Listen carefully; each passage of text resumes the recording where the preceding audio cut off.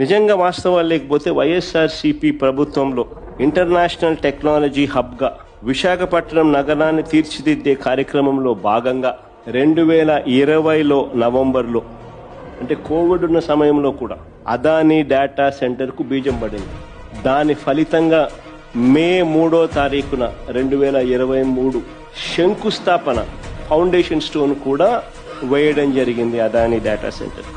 Basically ఏ data centre అయినా రావాలంటే first data రావాలి. డేటా వస్తే నువ్వు డేటా సెంటర్ ఒకటి వస్తుంది. సో డేటా తేవడానికి సబ్సీ కేబుల్ అంటే అండర్నీత్ ద సీ, తద్వారా కేబుల్ ల్యాండింగ్ స్టేషన్ సింగపూర్ నుంచి తీసుకొచ్చే కార్యక్రమం, సబ్సీ కేబుల్ సింగపూర్ నుంచి తీసుకొచ్చే కార్యక్రమానికి కూడా అంకురార్పణ కూడా అప్పుడే ప్రారంభం. ఈ రెండు వెరీ వెరీ ఇంపార్టెంట్ పాయింట్స్ మళ్ళా చెప్తాను. ఈ సబ్సీ కేబుల్ అనేది డేటాను తీసుకురాకపోతే అసలు ఏ డేటా సెంటర్ రాదు. దాని అంకురార్పణ జరగకపోతే అసలు ఏ డేటా వచ్చే అవకాశం లేదు.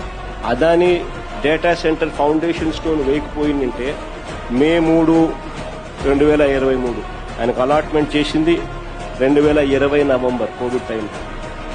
కోవిడ్ అయిపోయిన వెంటనే మే 3, 2023 ఆయన ఏకంగా ఫౌండేషన్ స్టోన్ కూడా వేసింది. దీని వెనుక వైఎస్ఆర్సీపీ ప్రభుత్వం చేసిన కృషి, అదానీ చేసిన కృషి, మరి ముఖ్యంగా అదానీ చేసిన కృషి అని చెప్తారు. కేంద్ర ప్రభుత్వం చేసిన కృషి, సింగపూర్ గవర్నమెంట్ చేసిన కృషి, వీళ్ళందరి కృషి వల్ల ఈరోజు దాని కొనసాగింపులో భాగంగా ఈరోజు గూగుల్ రావడం జరిగింది. వైఎస్ఆర్సీపీ ఆ రోజు వేసిన సీడే ఈరోజు ఈ డేటా సెంటర్ కొనసాగింపే.